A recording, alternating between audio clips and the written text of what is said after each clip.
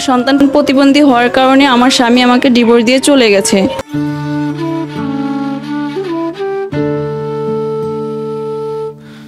ভালোবেসে করেছিলেন বিয়ে, গেল 7 বছরের সংসার ছিল অনেক সুখের, কিন্তু সন্তান জন্মের পর থেকেই সবকিছু ওলটপালট হয়ে গেল। সন্তান জন্মের সময় শিশুটি জন্ডিসে আক্রান্ত ছিল, জন্ডিস থেকে স্নায়ুতন্ত্রে আঘাত, আর এখন সেই শিশুই হয়ে উঠেছে শতভাগ প্রতিবন্ধী।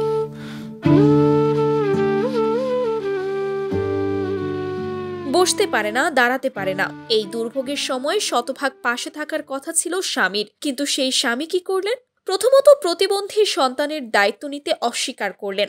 এরপর সেই স্বামী ভালোবাসার স্ত্রীকে ডিভোর্স দিয়ে দিলেন। শুধু তাই নয়, পরবর্তীতে স্ত্রীকে এও জানান দিলেন যে সে আগে থেকেই বিবাহিত ছিল। আমরা প্রেম করে বিয়ে করেছিলাম, তো আমি জানতাম না যে সে আগে কোনো বিয়ে করেছিল। একটি ভিন্ন শিশুর জন্মই যেন এই নারীর জীবনে অভিশাপ হয়ে দাঁড়ালো। সন্তান প্রতিবন্ধী হওয়ায় 3 বছর ভালোবেসে বিয়ে করা বউকে তালাক দিল স্বামী। একাই এখন সমস্ত দুঃখ ও সন্তানের দায়ভার বহন করছেন এই হতভাগী নারী।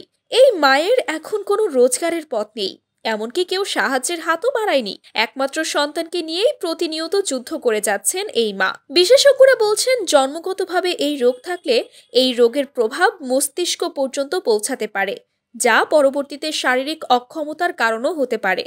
তবে সঠিক চিকিৎসা ও মানসিক থেরাপি পেলে এই শিশুটি স্বাভাবিক 8-10টি শিশুর মতোই বেড়ে উঠতে পারে।